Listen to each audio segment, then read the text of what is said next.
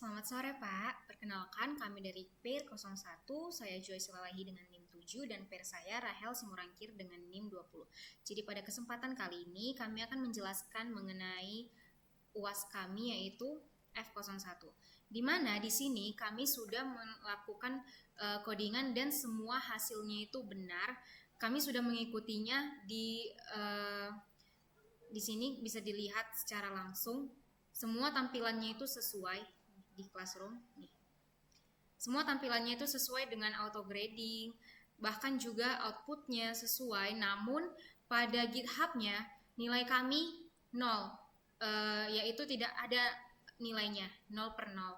Jadi kami juga tidak tahu itu kenapa, namun akan kami jelaskan alur-alur code kami secara rinci. Pertama akan dijelaskan oleh PER saya terlebih dahulu. Oke. Baik, di sini saya akan menjelaskan tentang dari course Java. Jadi di sini kami ada menggunakan dua model, yaitu course sama student, dan app itu adalah mainnya. Jadi di bagian course ini kita pertama itu kan yang namanya package itu berarti untuk masuk ke dalam foldernya ya kan, atau modul yang namanya PBO. Kemudian ada import Java Utilist dari line 3 sampai line 8 itu untuk mengimpor fitur-fitur dari Java dan JPA atau Java Persistence API atau API. Kemudian list buat menyimpan daftar datanya, terus ada anotasi add entity, kemudian add ID, many to many dan lain sebagainya. Kemudian lanjut di sini ada kami menggunakan add entity dan add table, ada name sama dengan course. Nah, ini berarti artinya itu di mana kode itu akan ngasih tahu kalau kelas course itu akan disimpan ke tabel course di database. Selanjutnya kita masuk ke mainnya, ke main programnya, yaitu public class course. Ini kan biasanya fungsi utamanya untuk mendeklarasikan class course yang mewakili dari mata-mata kuliahnya. Kemudian ada public course dari line 17 sampai ke line 23, itu public course string code, string name, integer semester, integer credits, list, student, enrolled students. Nah, kalau ini namanya constructor. Jadi kita kayak mendeklar semua apa aja yang dibutuhkan dalam output nantinya, dan kita ada menggunakan fungsi this yang itulah ciri utama dalam constructor. Jadi kalau mau bikin objek course harus langsung lengkap, bisa dia buat public course, inilah dia yang line 25. Kemudian ada di sini add ID. Nah, add ID inilah kode dari primary key atau ID uniknya. Yang namanya ID berarti kalau di PDM itu tipenya itu adalah primary key. Kemudian ada private string code, kemudian name, semester, credits. Nah, itu untuk mendeklar sebenarnya. Mendeklar dengan tipe-tipe data private string, integer. Nah, nama untuk nama mata name itu untuk nama mata kuliah, kemudian semester untuk semester berapa mata kuliah ini diberikan, terus credits itu kayak jumlah SKS-nya. Nah, kemudian masuk ke add many to many. Nah, yang line 34 sampai 35 ini dia di mana mata kuliah itu bisa punya banyak mahasiswa yang ikut. Jadi many to many hubungannya itu kan yang kayak di PDM. Jadi hubungannya dijelaskan dari sisi student. Jadi lewat property enrolled course. Nah, makanya di sini kami ada map by enrolled course.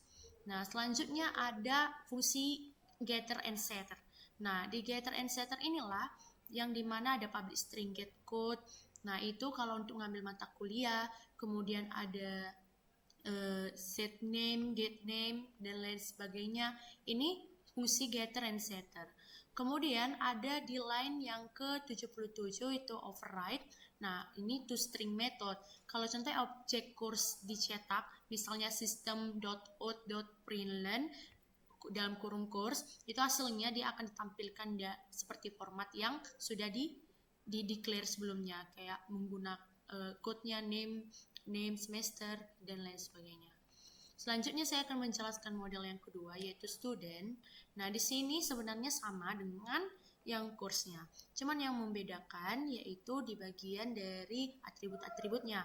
Ya, seperti biasa, package PBO itu yang sudah saya jelaskan tadi, dia kayak di bagian dari project PBO atau modul PBO.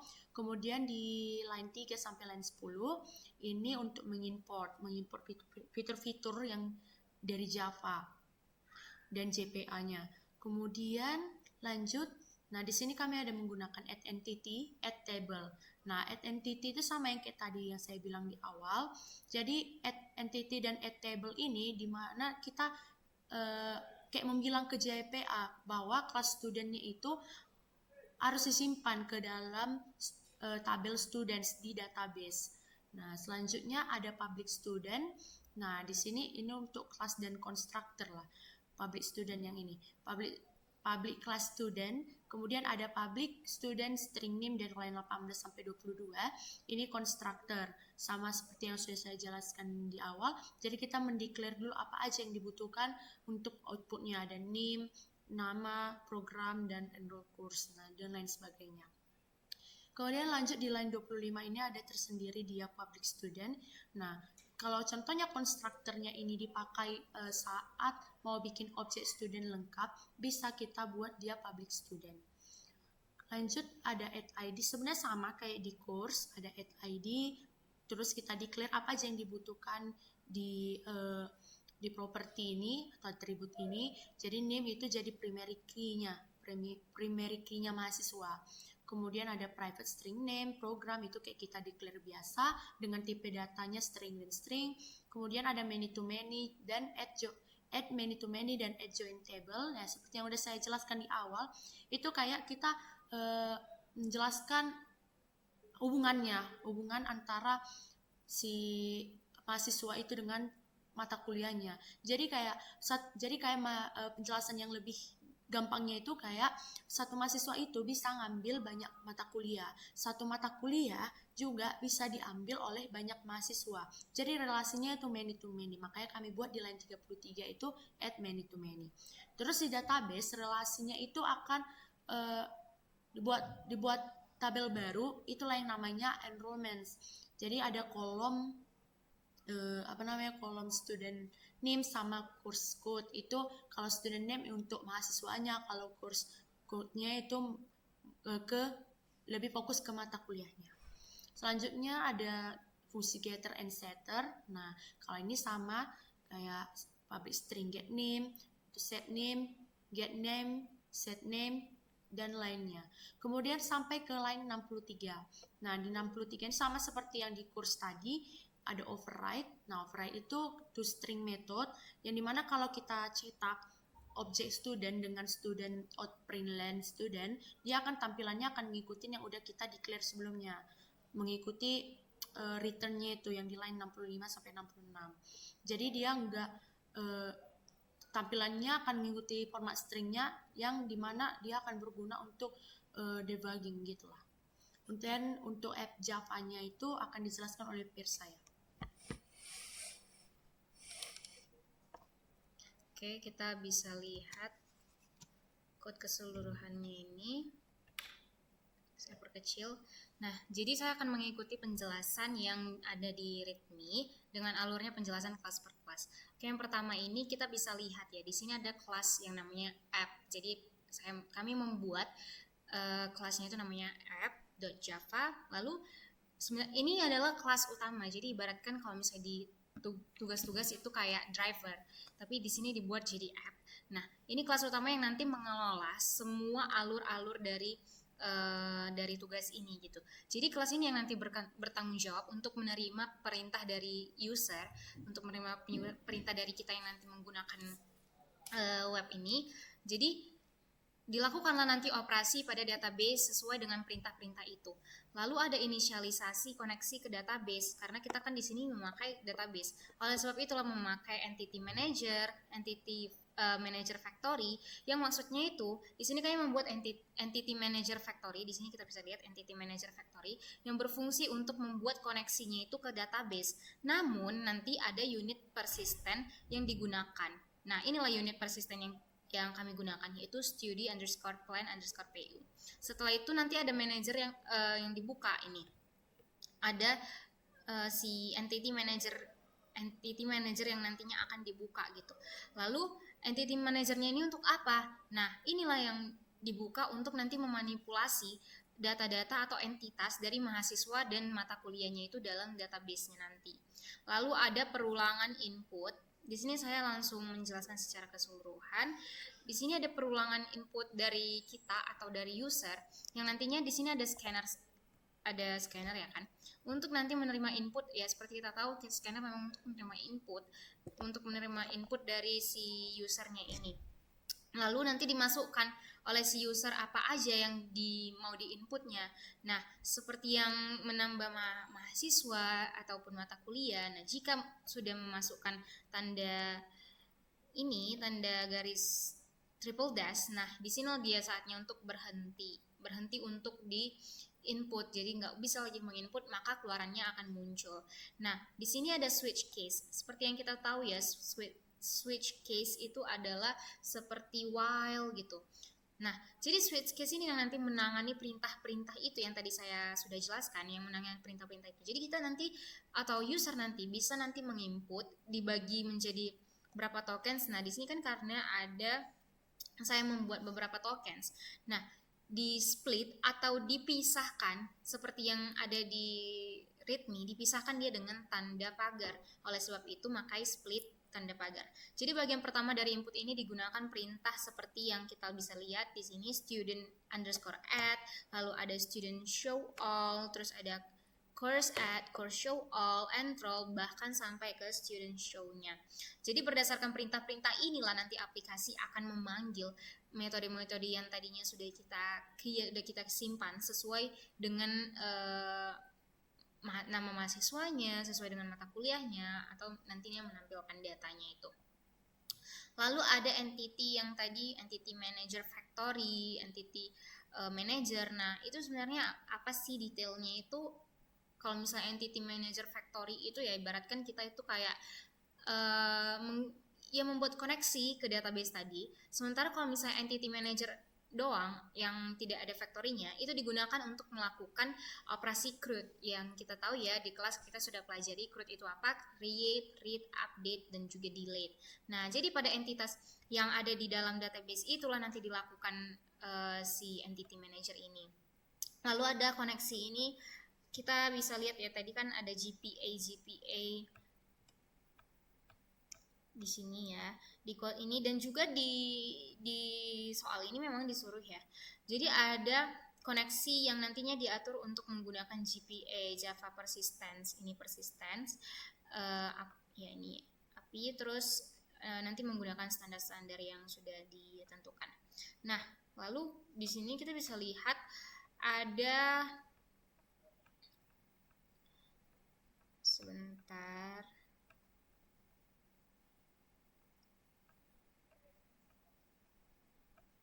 Show all, add course, show all.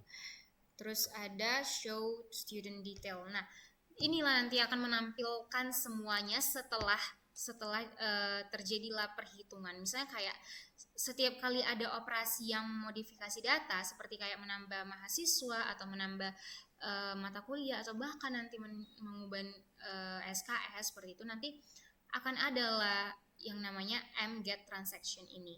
Nah, mget transaction inilah yang nanti akan memulai hal itu. Jadi jika operasi ini berhasil, maka transaction ini bukan berarti hanya tentang transaksi berupa uang ya. Transaction itu kami beranggapannya seperti yang tadi saya jelaskan. Lalu nanti di transaction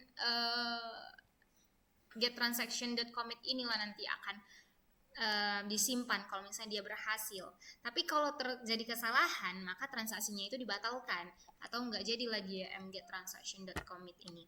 Nah, lalu ada ya kelas student yang sudah dijelaskan sama si PR saya dan juga kelas course yang sudah dijelaskan. Nah, saya akan menjelaskan tentang alur eksekusi programnya ini. Jadi seperti yang tadi sudah dijelaskan, ini akan dikoneksikan ke database. Jadi program ini nanti memulai perkoneksian ke database menggunakan entity manager factory dan entity manager yang tadi. Jadi itu nanti akan mengelola operasi-operasinya itu ke database. Lalu nanti ada inputan dari pengguna, of course, karena kan untuk menggunakannya ini harus ada inputan. Oleh sebab itu nanti program akan menunggu terlebih dahulu untuk penggunanya ini nanti menginput sesuatu agar nanti bisa diprosesnya dan bisa dicek kondisinya. Jadi pengguna dapat memberikan perintah yang sesuai dan juga seperti kayak menambahkan mahasiswa yang tadi sudah saya jelaskan, menambahkan mata kuliah, mendaftarkan mahasiswa ke mata kuliah, menampilkan data, menampilkan seluruh data mahasiswa gitu. Lalu nanti setelah kita menginput, otomatis si program akan memproses perintahnya itu terlebih dahulu. Nah, input yang diberikan oleh pengguna ini nanti kan dipisahkan dengan tanda pagar tadi kan, dan diproses menggunakan struktur yang namanya switch case, apakah sesuai atau enggak. Nah, ada juga student add yang untuk menambahkan mahasiswa ke dalam database, student show all itu untuk menampilkan seluruh data-datanya yang udah terdaftar, terus course add, student course show all, enroll, student show gitu. Lalu nanti ditanganilah yang tadi saya bilang itu transaksi. Transaksi bukan hanya berupa tentang pembayaran atau kayak jual beli, bukan. Tapi transaksi ini nantinya akan dilakukanlah setiap perubahan data, misalnya yang tadi sudah menambahkan mahasiswa, maka nanti dalam transaksi inilah terjadi di mana transaksi dimulai dengan begin. Lalu dan jika operasi berhasil maka transaksi itu di commit menggunakan transaction commit. Nah, tapi kalau misalnya dia nggak berhasil, maka nanti transaksinya ini akan dibatalkan. Oleh sebab itu yang terakhir adalah menampilkan hasil. Setelah melakukan operasi, program akan menampilkan hasilnya of course ke konsolnya ya kita bilang. Lalu misalnya perintah student show all, maka diberikanlah semua studentnya, detail studentnya. Terus kalau misalnya student show diberikanlah cuman apa gitu. Nah, lalu menutupnya dengan menggunakan si triple dash. Lalu rasional tadi yang ketiga adalah jabarkan alir eksekusi dari solusi Anda dan rasionalnya dari setiap implementasi. Oke, jadi mengapa alasan memilih GPA mungkin ya karena persisten ini kan sudah dibuat. Mungkin karena GPA ini adalah salah satu cara standar ya yang digunakan untuk mengelola entitas-entitas yang ada, lalu mengoperasikan operasi pada bentuk basis data dalam Java. Jadi kalau misalnya dengan GPA ini kita bisa dapat bekerja dengan entitas Java seperti objek biasanya kayak course, student, dan juga kenapa tadi kami membuat transaction database-nya itu karena dengan menggunakan transaksi begin, commit, rollback, kita dapat memastikan bahwa setiap perubahan yang dilakukan pada database itu bersifat atomik. Ya, jadi jika ada kesalahan, semua perubahan bisa dibatalkan atau rollback sehingga data tetap konsisten.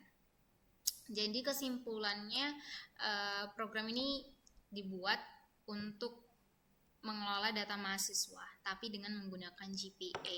Jadi program ini memungkinkan pengguna untuk melakukan berbagai macam operasi melalui konsol dengan cara yang sederhana dan juga mudah dipahami. Sekian dari penjelasan kami, dan kami akan menunjukkan salah satu buktinya bahwasannya code kami ini berjalan dengan lancar dan outputnya tidak salah satupun. Oke, jadi kami akan nge-run, mengcompile-nya terlebih dahulu.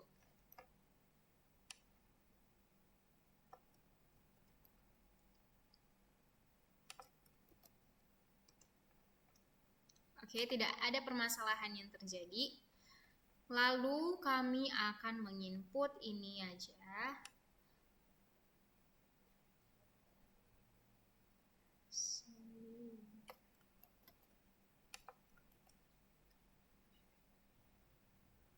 Oke, suaranya sudah sangat sesuai, jadi kami tidak tahu apa yang terjadi, apa kesalahan yang terjadi di sini.